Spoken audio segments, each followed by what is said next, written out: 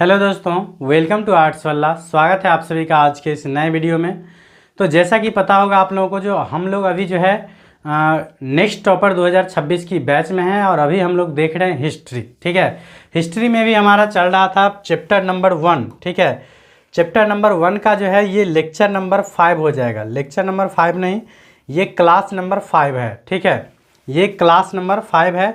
इससे पहले हम लोग lecture number 1, lecture number 2, lecture number 3 and lecture number 4, ये 4 लेक्चर में जो है हम लोग पहला चैप्टर का जो है कॉन्सेप्ट क्लियर किया है, या एक प्रकार से कह लो तो थ्योरी कंप्लीट किया है। ठीक है, थ्योरी के बाद हम लोगों का बारी आ जाता है प्रश्न उत्तर करने का, मतलब क्वेश्चन आंसर। ठीक है, ठीक है।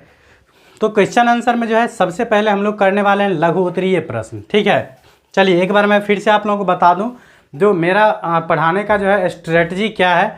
तो देखिए, सबसे पहले हम लोग पढ़ेंगे थ्योरी। ठीक है, सबसे पहले हम लोग पढ़ेंगे थ्योरी, जिसको लेक्चर नंबर 1, 2, 3 एंड 4 में आप लोग देख चुके होंगे। ये हमारा थ्योरी कंप्लीट हो चुका है। इसके बाद हम लोग आए हैं क्वेश्चन आंसर करने के लिए। तो इसमें जो है जितने भी इम्पोर्टेंट चैप्टर है जितने भी इम्पोर्टेंट क्वेश्चन है लघु उत्तरीय प्रश्न ईंट मन के तथा अस्थियों से रिलेटेड, उसको हम लोग आज के इस वीडियो में देखने वाले हैं। तो देखिए, सबसे पहले हम लोग करेंगे थ्योरी। थ्योरी के बाद करेंगे हम लोग लघु उत्तरीय प्रश्न। थ्योरी के बाद लघु उत्तरीय प्रश्न। लघु उत्तरीय के बाद हम लोग करेंगे दीर्घ उत्तरीय प्रश्न। दीर्घ उत्तरीय के बाद करेंगे हम लोग ऑब्जेक्टिव बूस्टर। ठीक है, क्या करेंगे? ऑब्जेक्टिव बूस्टर, जो कि मेरे लिए सबसे यूनिक है। तो ऑब्जेक्टिव बूस्टर, उसके बाद लाइव आके जो है हम लोग ऑब्जेक्टिव को डिस्कशन करेंगे। ये ऑब्जेक्टिव लास्ट में रहेगा, ऑप्शन वाला। ठीक है, तो उम्मीद करते हैं आप लोगों को समझ में आ गया होगा। नहीं समझ में आया तो एक बार फिर से मैं रिपीट कर देता हूँ। पहले हम लोग प्रत्येक चैप्टर का थ्योरी जानेंगे, मतलब कॉन्सेप्ट। जैसा कि ये लेक्चर नंबर 1, लेक्चर नंबर 2, ये सभी क्या हो जाएगा, तो उस चैप्टर से रिलेटेड थ्योरी रहेगा।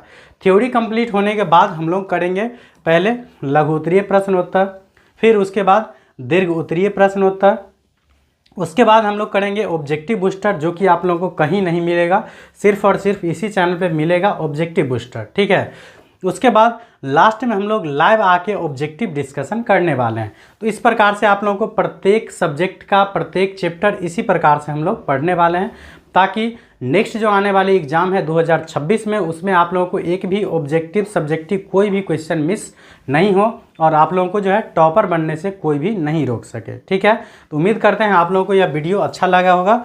तो चलिए हम शुरू करते हैं। उससे पहले एक ज़रूरी सूचना है, अगर आप लोग प्रत्येक क्लास का PDF चाहते हैं, जो कि आप लोगों को A4 साइज में भी मिलेगा और ये PPT के भी रूप में मिलेगा, तो उसके लिए आप लोगों को ये आर्ट्स वाला का ऑफिशियल टेलीग्राम चैनल है, यहाँ से आप लोग ज्वाइन हो जाइए। प्रत्येक क्लास का PDF बिल्कुल फ्री में मिल जाएगा। ठीक है, चलिए शुरू करते हैं। तो पहला जो हमारा लघु उत्तरीय प्रश्न है, ये है पूरा तत्व से आप क्या समझते हैं। ये जो है मोस्ट VVI क्वेश्चन है।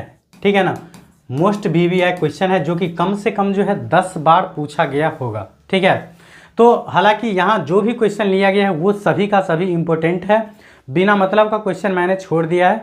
इतना ही करना है क्वेश्चन हम लोगों को जितना डायरेक्ट एग्जाम में आता है। ठीक है, फालतू क्वेश्चन करके टाइम बर्बाद करने का कोई ज़रूरत नहीं, पढ़ो इतना ही जो डायरेक्ट एग्जाम में आए। ठीक है, तो जो भी इम्पोर्टेंट क्वेश्चन है बस उसी को लिया गया है। तो पहला क्वेश्चन है, जो पूरा तत्व से आप क्या समझते हैं, या बोल सकते हैं पूरा तत्व किसे कहते हैं। तो याद रखिएगा, जो पूरा तत्व वह विज्ञान है जिसके माध्यम से पृथ्वी के गर्भ में छिपी हुई सामग्रियों की खुदाई कर अतीत के लोगों के भौतिक जीवन का ज्ञान प्राप्त किया जाता है। मतलब पूरा तत्व एक ऐसा विज्ञान है जिसके अंतर्गत हम लोग क्या करते हैं, तो पृथ्वी के अंदर से, मतलब पृथ्वी के गर्भ से खुदाई के बाद जो भी साक्ष्य के रूप में पता चलता है, उससे जिससे कि हम लोग अतीत के लोगों के भौतिक जीवन के बारे में जानकारी प्राप्त करते हैं। अतीत के लोगों के कहने का मतलब ऐसा लोग जो बीत चुका है, मतलब जो पहले थे पास्ट में। ठीक है, उसके भौतिक जीवन के बारे में हमें जानकारी मिलती है जिन साक्ष्यों से, उसे हम लोग बोलते हैं पूरा तत्व। क्या बोलते हैं उसे? पूरा तत्व। जैसे में आप लोग याद रख लीजिएगा, जैसे हो गया सिक्का, उसके बाद अभिलेख हो गया, खंडहर हो गया, स्मारक हो गया।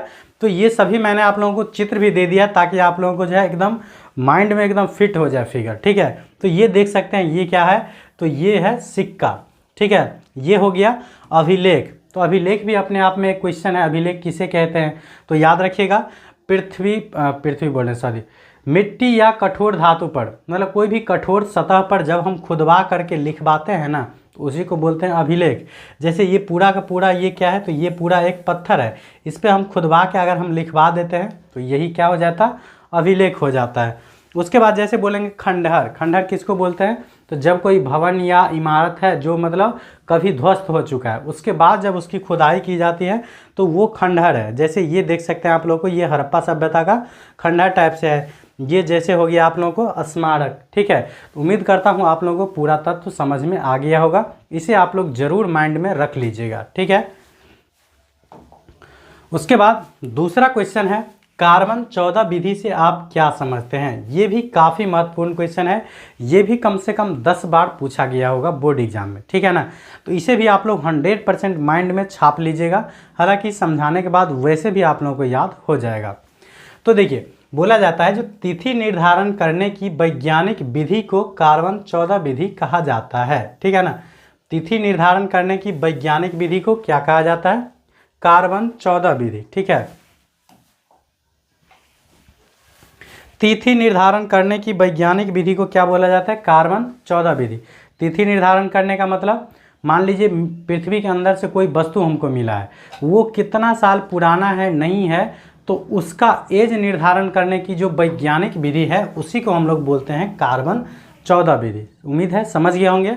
जो तिथि निर्धारण करने की मतलब कोई भी चीज़ की डेट फिक्स करने की, या कितने उम्र का है या कितने साल पुराना है, इस सभी का निर्धारण करने की जो विधि है, वैज्ञानिक विधि, उसको हम लोग बोलते हैं कार्बन 14 विधि। याद रखिएगा, बोला जा रहा है इस विधि की खोज जो है अमेरिकी रसायन शास्त्री B.F. लीवी द्वारा सन 1946 ईस्वी में की गई थी। ठीक है, तो पहले तो इतना ही याद रखना है, जो तिथि निर्धारण करने की वैज्ञानिक विधि जो होती है उसको हम लोग बोलते हैं कार्बन 14 विधि। इस विधि का खोज कौन किए थे? तो अमेरिका के एक प्रख्यात रसायन शास्त्री थे जिनका नाम था B.F. लीवी। इन्होंने 1946 ईस्वी में क्या किए थे? तो ये किए थे कार्बन 14 विधि का खोज। ठीक है, उसके बाद कार्बन 14 विधि है क्या? तो याद रखिएगा, जो इस विधि के अनुसार किसी भी जीवित वस्तु में कार्बन 12 एवं कार्बन 14 समान मात्रा में पाया जाता है। उसके बाद बोला जा रहा है जो मृत्यु अथवा विनाश की अवस्था में C12 तो स्थिर रहता है, मगर C14 निरंतर क्षय होने लगता है। कहने का मतलब हो गया, जो इस कार्बन 14 विधि के अनुसार क्या होता है, तो कोई भी वस्तु जब तक जीवित होता है तो उसमें कार्बन 12 और कार्बन 14 दोनों समान मात्रा में पाया जाता है, लेकिन जब उस वस्तु की क्षय होती है या मृत्यु होती है तो उस अवस्था में क्या होता है, तो कार्बन 12 जो है ये फिक्स रहता है। कार्बन 12 उसमें क्या रहता है? फिक्स रहता है, लेकिन कार्बन 14 जो है ये दिन प्रतिदिन उसमें से घटता चला जाता है, मतलब क्षय होता चला जाता है। तो इस प्रकार से जिस वस्तु में जो है कार्बन 14 की मात्रा जिस वस्तु में जो है कार्बन 14 की मात्रा जितनी कम होती है वह वस्तु उतना ही प्राचीन मतलब पुराना माना जाता है। तो यहीं पे आप लोगों को लिखा गया है, जो क्या होता है मृत्यु अथवा विनाश की अवस्था में C12 क्या रहता है? फिक्स रहता है, मतलब कांस्टेंट रहता है, लेकिन कार्बन 14 जो है ये क्या होता है? निरंतर मतलब क्षय होते चला जाता है। तो इस प्रकार से बोल सकते हैं, जो जिस पदार्थ में कार्बन 14 की मात्रा जितनी कम होती है वह उतना ही प्राचीनतम माना जाता है, मतलब जिसमें कार्बन 14 की मात्रा जितना कम बचे, समझ लीजिए वह वस्तु उतना ही प्राचीन है। उसके बाद याद रख लीजिएगा, जो कार्बन की अर्ध आयु काल कितनी है? तो 5568 प्लस माइनस 30 वर्ष होता है। तो ये भी आप लोग याद रख लीजिएगा। ठीक है, कार्बन की अर्ध आयु काल कितनी होती है? 5568 प्लस माइनस 30 वर्ष होता है। बोल रहा है इस प्रकार से जिस पदार्थ में कार्बन 14 की मात्रा, सॉरी ये रिपीट हो गया लाइन, यहाँ से आप लोग छोड़ दीजिएगा। ठीक है, यहाँ से यहाँ तक आप लोग स्किप कर दीजिएगा। और लास्ट पॉइंट याद रख लीजिएगा, जो पदार्थों में कार्बन 14 के क्षय होने की जो प्रक्रिया है उसको बोला जाता है रेडियोधर्मिता या रेडियो एक्टिविटी। चलिए एक बार मैं फिर से आप लोगों को रिपीट कर देता हूँ, समझा देता हूँ, ताकि आप लोगों को पूरा का पूरा बात माइंड में फिट हो जाए। ठीक है, पूछा जाएगा कार्बन 14 विधि क्या है, तो सिंपली याद रख लीजिएगा, जो तिथि निर्धारण करने की जो वैज्ञानिक विधि होती है उसको हम लोग बोलते हैं कार्बन 14 विधि। इस विधि की खोज जो है याद रखिएगा अमेरिका के प्रख्यात रसायन शास्त्री जिनका नाम था BF लीबी। तो कार्बन 14 विधि का खोज जो है ये अमेरिका के प्रख्यात रसायन शास्त्री BF लीबी के द्वारा किया गया था 1946 ईस्वी में। इस विधि के अनुसार क्या होता है, तो प्रत्येक जीवित पदार्थ में जो है कार्बन 12 एवं कार्बन 14 समान मात्रा में पाया जाता है, लेकिन जब किसी पदार्थ की नष्ट या मृत्यु होती है तो उस स्थिति में क्या होता है, जो कार्बन 12 एकदम फिक्स रहता है कांस्टेंट, लेकिन कार्बन 14 क्या होता है, तो निरंतर क्षय होते चला जाता है। तो इस प्रकार से कह सकते हैं जो जिस पदार्थ में कार्बन 14 की मात्रा जितनी कम होती है वह पदार्थ उतना ही प्राचीनतम माना जाता है। और लास्ट में पॉइंट याद रख लीजिएगा, जो कार्बन की अर्ध आयु काल कितनी है, तो 5568 प्लस माइनस 30 वर्ष होता है। और एक पॉइंट बहुत इंपॉर्टेंट है, जो कि पदार्थों में कार्बन 14 के क्षय होने की जो प्रक्रिया होती है उसको क्या कहा जाता है, तो याद रखिएगा रेडियोधर्मिता या रेडियो एक्टिविटी। तो इस प्रकार से आप लोगों को उम्मीद करता हूं जो कार्बन 14 विधि आसानी से समझ में आ गया होगा। उसके बाद नेक्स्ट क्वेश्चन बात कर ले तीसरा। तो तीसरा हमारा जो लघु उत्तरीय प्रश्न है यह है हड़प्पा सभ्यता की सड़क व्यवस्था पर प्रकाश डालिए। मतलब हड़प्पा सभ्यता का जो है सड़क व्यवस्था किस प्रकार का था उसके बारे में हमको बताना है। तो याद रखिएगा बोला जा रहा है हड़प्पा सभ्यता की एक प्रमुख विशेषता उसकी समतल एवं चौड़ी सड़कें थी। मतलब हड़प्पा सभ्यता का जो सबसे मेन विशेषता है उसमें से एक ये भी है उसकी प्रमुख विशेषता जो कि समतल रोड एकदम बराबर और क्या बोलते हैं चौड़ी सड़कें थी। बोल रहा है यहाँ की मुख्य सड़क 9.15 मीटर चौड़ी थी जिसे पुराविदों ने राजपथ कहा है। मतलब हड़प्पा सभ्यता का जो सबसे मुख्य सड़क था ये लगभग 9.15 मीटर, समझ लीजिए इसको अगर फीट में हम चेंज करेंगे तो 1 फीट बराबर कितना होता है, 1 फीट बराबर लगभग होता है 3.37 मतलब 1 मीटर बराबर होता है, ठीक है। 1 मीटर बराबर लगभग होता है 3.37 फीट, ठीक है ना। तो इसको जब चेंज कीजिएगा तो कम से कम तो 9 या 27 लगभग 30 फीट प्लस, सोच सकते हैं 30 फीट चौड़ाई कितनी होती है अभी के समय में भी, ठीक है। तो बोला जा रहा है जो हड़प्पा सभ्यता का जो सबसे मेन सड़क था मुख्य सड़क उसकी चौड़ाई कितनी थी, तो 9.15 मीटर बोला जा रहा है जिसे पुराविदों ने क्या कहा है, तो राजपथ कहा है। जैसे अभी वर्तमान के टाइम में हम लोगों के देश में जो है सबसे चौड़ी जो सड़क होती है उसको हम लोग बोलते हैं NH, क्या बोलते हैं NH, नेशनल हाईवे, ठीक है। सबसे चौड़ी जो सड़क होती है उसको बोलते हैं NH, उसके बाद जो चौड़ी होती है उसको बोला जाता है SH मतलब स्टेट हाईवे, ठीक है। तो उसी प्रकार से बोला जा रहा है जो हड़प्पा सभ्यता में जो सबसे चौड़ी सड़क प्राप्त हुआ था जिसकी चौड़ाई थी 9.15 मीटर उसको पुराविदों ने क्या कहा है, तो ये कहा है राजपथ, ठीक है। उसके बाद अन्य सड़कों की चौड़ाई जो है 2.75 से 3.66 मीटर तक की थी। मतलब 3.25 मीटर से 3.25 मीटर तक का एवरेज मतलब सड़क की चौड़ाई रहती थी। उसके बाद जाल पद्धति के आधार पर नगर नियोजन होने के कारण सड़कें एक दूसरे को समकोण पर काटती थी जिनसे नगर कई खंडों में विभक्त हो गया था। मतलब जाल पद्धति के आधार पर क्या हुआ था, नगर का नियोजन किया गया था। जाल पद्धति के आधार पर कहने का मतलब इस प्रकार से, ठीक है ना, जिसके कारण क्या बोल रहा था जो सड़क जो है एक दूसरे को समकोण पर काटती थी। सड़क समकोण पर काटने का मतलब सड़क जो है बिल्कुल सीधा होगा तब जाके ये समकोण पे काटेगा, मतलब 90 डिग्री पे, ठीक है ना। और बोल रहा था जिनसे नगर कई खंडों में विभक्त हो गया था। सड़क जब एक दूसरे को समकोण पे काटेगा तो सड़क क्या होगा, कई खंडों में विभक्त हो जाएगा। जैसे नॉर्मल एक उदाहरण से देख सकते हैं, देखिए ऐसे मान लीजिए 2 सड़क गया है और इस प्रकार से भी 2 सड़क कट जाएगा तो सोच सकते हैं आप लोग कितना टुकड़ा में ये टूट गया, ठीक है ना। इसी प्रकार से बोला जा रहा है जो जाल पद्धति के आधार पर यहाँ के नगर नियोजन होने के कारण सड़क जो है एक दूसरे को समकोण पर काटती थी और जिससे ये नगर जो है कई खंडों में विभक्त हो गया था। और इस पद्धति को जो है ऑक्सफोर्ड सर्कस का नाम दिया गया था। मतलब जिस पद्धति के आधार पर हड़प्पा सभ्यता में जो है सड़क का निर्माण किया गया था उस पद्धति का नाम क्या दिया गया था, तो ये दिया गया था ऑक्सफोर्ड सर्कस, ठीक है। बोल रहा है सड़कें मिट्टी की बनी थी एवं इनकी सफाई की समुचित व्यवस्था थी। मतलब सड़क जो है मिट्टी की बनी थी लेकिन इसकी सफाई की एकदम समुचित व्यवस्था किया गया था। तो उम्मीद करते हैं आप लोगों को हड़प्पा सभ्यता का सड़क व्यवस्था समझ में आ गया होगा। चलिए उसके बाद चलते हैं अगले क्वेश्चन की ओर। अगला क्वेश्चन है जो हड़प्पा सभ्यता की जल निकास प्रणाली की विशेषताएं बताइए। मतलब हड़प्पा सभ्यता में जल निकास प्रणाली किस प्रकार की थी।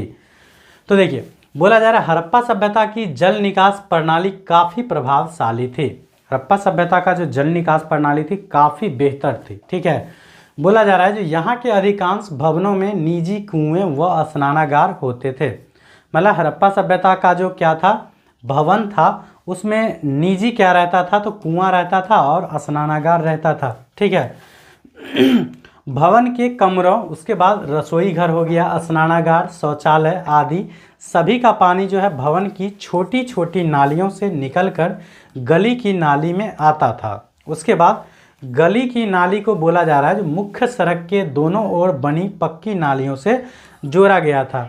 सिंपली याद रखिएगा जो यहाँ के अधिकांश भवन में जितना भी भवन था अधिकांश भवन में निजी कुआं होता था, स्नानागार होता था। ठीक है, उसके बाद बोला जा रहा है जो यहाँ के भवन के जो है कमरा से या रसोई घर से, स्नानागार से, शौचालय से, इस सब का जो जल निकलता था ये बोला जा रहा है क्या, जो ये बोला जा रहा है जो गली की नाली में आता था। गली की नाली मतलब जैसे जहाँ कम चौड़ा का सड़क रहता है उस नाले से आता था। और उस नाला को कहाँ जोड़ दिया जाता था, तो मेन जो सड़क था ना, मुख्य सड़क जो चौड़ाई होती है इसके चारों से मतलब इसके साइड जो नाला बना था, तो गली से मान लीजिए कोई नाला आता था तो इसको कहाँ जोड़ दिया जाता था, तो मेन रोड के जो दोनों साइड नाला बना था उससे जोड़ दिया जाता था। ठीक है, और बोला जा रहा है जो मुख्य सड़क के दोनों ओर बनी नालियों को जो है पत्थरों अथवा शिलाओं के द्वारा ढक दिया जाता था। और मेन रोड के दोनों साइड जो मुख्य नाला बना हुआ था उसको बड़े बड़े शिला या पत्थर से ढक दिया जाता था। ठीक है, और नालियों की सफाई एवं कूड़ा करकट को निकालने के लिए क्या बोला जाता है, जो बीच बीच में नरमोखे मतलब मेन होल भी बनाए गए थे। और नालियों की सफाई के लिए, ठीक है, नालियों की सफाई और कूड़ा करकट हटाने के लिए जो है बीच बीच में क्या था, नरमोखे था, जिसको बोलेंगे मेन होल था। ये देख सकते हैं इस प्रकार से हड़प्पा सभ्यता का क्या था, नाला था। देख सकते हैं एक व्यक्ति खड़ा है यहाँ पे। ठीक है, और ये देख सकते हैं ये क्या है, दीवार है ना, ये दीवार। तो इस प्रकार से क्या था, हड़प्पा सभ्यता का नाली बना हुआ था। ठीक है, और जिसमें बीच बीच में क्या होता था, इसको बड़े बड़े पत्थर से या मेन होल छोड़ दिया जाता था। जैसे वर्तमान टाइम में अभी देखते हैं नाला, तो नाला के मेन ऊपर में क्या रहता है, इस प्रकार से एक ढक्कन बना दिया जाता है बीच बीच में। इसलिए ताकि अगर वो नाला कहीं जाम पड़े या उसमें से कूड़ा करकट निकालना हो तो इसको हम लोग हटा के उसमें से क्या होता है, एक आदमी जाके कूड़ा करकट को बाहर कर देता है। ठीक है ना, तो यही था हड़प्पा सभ्यता का जल निकास प्रणाली। तो एक बार मैं फिर से आप लोगों को बता दूं, जो हड़प्पा सभ्यता में जो है जल निकास प्रणाली काफ़ी बेहतर थी। बोला जा रहा है यहाँ के अधिकांश जो भवन थे उसमें निजी कुआं व स्नानागार होते थे। उसके बाद बोला जा रहा है जो यहाँ के भवन कमरा से या रसोई घर से, स्नानागार से, शौचालय से, जहाँ से भी पानी निकलता है एक घर से, नॉर्मली सोच सकते हैं, तो उस घर से निकलने वाला पानी को जो है गली की छोटी छोटी नालियों से ले करके ले जाया जाता था। ठीक है, और उसको क्या किया जाता था, तो मेन सड़क के जो दोनों साइड बड़ी बड़ी नालियाँ बनी थी उसमें ले जा करके क्या किया जाता था, जोड़ दिया जाता था। और बड़े बड़े जो नाली थे उसको जो है बड़े बड़े शिलाओं या पत्थरों से ढक दिया जाता था। और बीच बीच में जो है मेन होल छोड़ दिया जाता था ताकि उसको समय समय पर जो है सफाई किया जा सके। इस प्रकार से था क्या, वहाँ की जल निकास प्रणाली। अभी भी आप जिस शहर में रहते होंगे वहाँ का भी जल निकास प्रणाली बेहतर नहीं होगा, ये मैं गारंटी से कह सकता हूँ।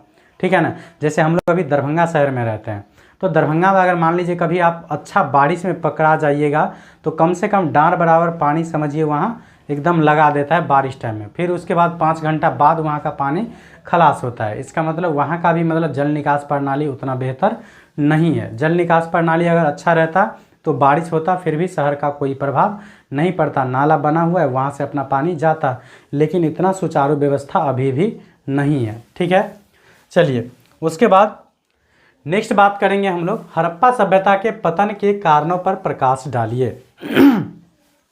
मतलब हड़प्पा सभ्यता जो कि इतना उन्नत सभ्यता था उसका पतन आखिर किस प्रकार से हुआ।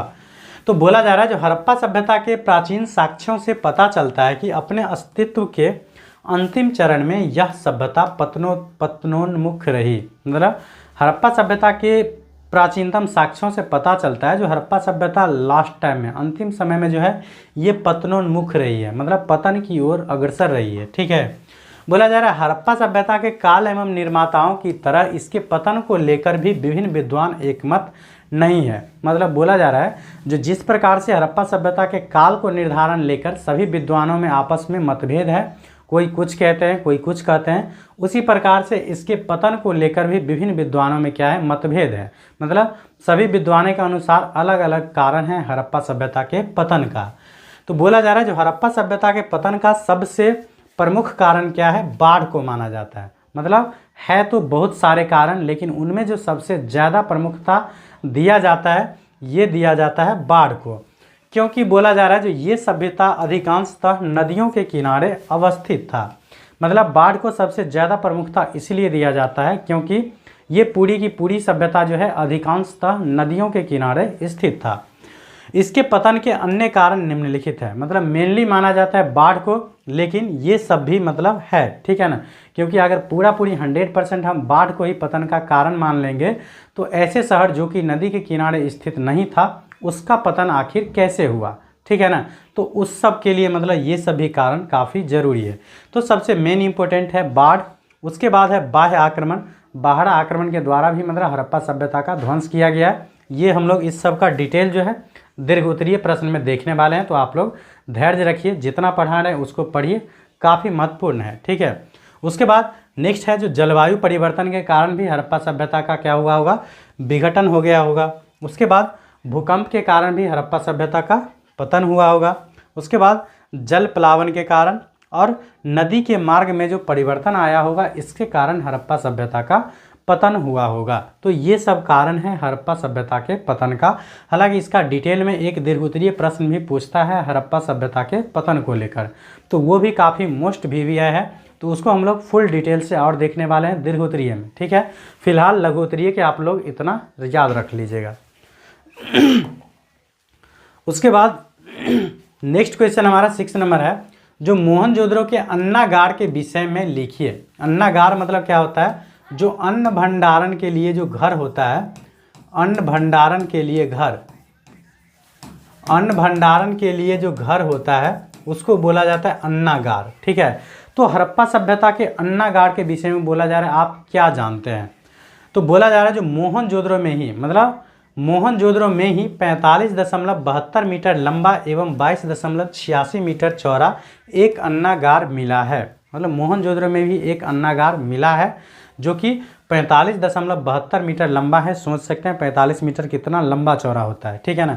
जैसे अगर आप बिहार से होंगे तो गोलघर के बारे में ज़रूर जानते होंगे, तो गोलघर का भी असल में निर्माण किया गया था, ये अनाज भंडारण के लिए ही किया गया था, ठीक है ना। तो उसी प्रकार से हड़प्पा सभ्यता के मोहनजोदड़ो शहर में जो एक अन्नागार मिला है काफ़ी बड़ा, जो कि लगभग बोला जा रहा है 45.72 मीटर लंबा है और 22.86 मीटर चौड़ा है। उसके बाद बोला जा रहा है जो हड़प्पा के दुर्ग में मतलब हड़प्पा के किला में जो है 12 धान्य कोठार खोजे गए, मतलब धान के कोठरी खोजे गए हैं 12, ठीक है। बोला जा रहा है ये 2 कतारों में 6 की संख्या में है। जैसे मान लीजिए यहाँ मान लीजिए ये एक हो गया अन्नागार, ठीक है ना। इस प्रकार से आप लोगों को 6 की संख्या में 2 कतार में बोला जा रहा है वहाँ पे अन्नागार खोजा गया है, ठीक है। बोला जा रहा है ये धान्य कोठार ईंटों के चबूतरों पर है। मतलब ये जो 12 धान्य कोठार खोजे गए हैं जो कि 6 के पंक्ति में है, उसको बोला जा रहा है क्या, जो ये ईंटों के बने चबूतरों पर है एवं प्रत्येक का आकार 15.23 मीटर गुने 6.09 मीटर है। मतलब ये लंबाई हो गया, ये चौड़ाई है, इतना लगभग लंबा चौड़ा है। बोला जा रहा है अन्नागार में हवा जाने की व्यवस्था थी। मतलब अन्नागार समझिए इस प्रकार से डिजाइन किया गया था जो उसमें हवा आने जाने की भी व्यवस्था थी, ताकि अनाज जो हम उसमें भंडारण करेंगे वो सड़े गले नहीं, ठीक है।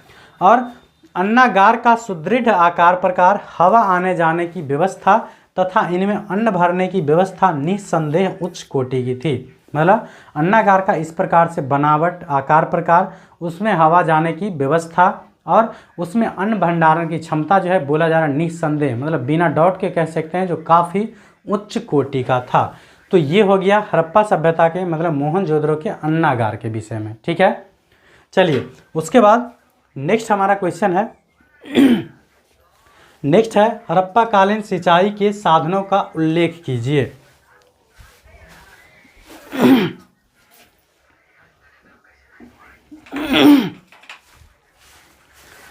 नेक्स्ट है हड़प्पा कालीन सिंचाई की व्यवस्था के साधनों का उल्लेख करें। मतलब हड़प्पा कालीन में, हड़प्पा सभ्यता के टाइम में जो है सिंचाई किस प्रकार से होता था। तो बोला जा रहा है जो हड़प्पा वासी जलाशय, कुआं एवं नहरों द्वारा सिंचाई करते थे। मतलब वे लोग जो फसल उगाते थे उसकी सिंचाई जलाशय द्वारा, कुआं द्वारा या नहरों द्वारा किया करते थे। ठीक है। बोला जा रहा है जो अफगानिस्तान के सोर्तुधुई में नहरों के अवशेष मिले हैं। अफगानिस्तान के सोर्तुधुई एक जगह है, वहाँ पे क्या मिला है, तो नहर का अवशेष मिला है। इससे पता चलता है जो वो लोग सिंचाई के लिए नहर का उपयोग करते होंगे। उसके बाद धौलावीरा गुजरात से ऐसे प्रमाण मिले हैं कि कृषि की सिंचाई हेतु जलाशयों का उपयोग होता है। और धौलावीरा जो कि गुजरात में है, यहाँ से एक ऐसे साक्ष्य मिले हैं जिससे पता चलता है कि ये लोग कृषि की सिंचाई हेतु जलाशय का उपयोग करते थे। कुछ स्थलों से कुआं द्वारा सिंचाई के प्रमाण भी मिले हैं। हालांकि कुछ स्थल से जो है कुआं द्वारा सिंचाई के प्रमाण भी मिले हैं। ठीक है। तो ये हो जाएगा हड़प्पा कालीन सिंचाई के व्यवस्था। उसके बाद नेक्स्ट है जो मोहनजोदड़ो के अन्नागार के संक्षेप विवरण करें। सॉरी, स्नानागार है। ठीक है ना। स्नानागार को बोल सकते हैं हम लोग स्नान करने वाला घर, स्नान करने का घर, स्नान करने वाला घर। जैसे अन्नागार था अन्न भंडारण के लिए, उसी प्रकार से स्नानागार है स्नान करने के लिए। जैसे अभी वर्तमान में स्विमिंग पूल, बाथरूम बोलते हैं, वही सेम टू सेम समझ लीजिए। तो बोला जा रहा है मोहनजोदड़ो का एक सर्वप्रमुख सार्वजनिक स्थल है। यहाँ के विशाल दुर्ग में स्थित एक विशाल स्नानागार है। ठीक है ना। विशाल दुर्ग का लंबाई पूछ लिया जाए तो 54.86 और चौड़ाई पूछ लिया जाए तो 33 मीटर। इतना लंबा चौड़ा क्या था, एक विशाल दुर्ग था, जिसमें बोला जा रहा है 39 फुट लंबा, 23 फुट चौड़ा एवं 8 फुट गहरा एक क्या मिला है, स्नानागार मिला है। तो कोई एक डेटा आप लोग याद रख लीजिएगा, 1 फुट मतलब 1 मीटर बराबर याद रख लीजिएगा 3.37 लगभग फीट होता है। ठीक है ना। तो उस हिसाब से आप लोग चेंज कर सकते हैं। 39 फुट है तो 11.8 मीटर हो जाता है। ठीक है। तो एक विशाल स्नानागार मिला है जो कि 39 फुट लंबा, 23 फुट चौड़ा और 8 फुट गहरा है। बोला जा रहा है इसमें उतरने के लिए उत्तर एवं दक्षिण की ओर सीढ़ियां बनी है। जैसे मान लीजिए ये एक प्रकार से क्या है, ये मान लीजिए क्या है, स्नानागार है। तो इसमें उत्तर और दक्षिण मतलब ऊपर समझ लीजिए ये उत्तर और ये हो गया दक्षिण। तो ये दोनों साइड से मतलब सीढ़ियां बना था। जैसे तालाब में उतरने के लिए सीढ़ी होती है, उसी प्रकार से यहाँ पे स्नानागार में सीढ़ियां बनी थी। उसके बाद स्नानागार का फर्श पक्की ईंटों से बना था। स्नानागार का जो फर्श होता है, जैसे मान लीजिए इसके अंदर वाला जो भाग होगा जहाँ पे हम पानी भरा रहता है, वो बोला जा रहा है पक्की ईंटों से बना था।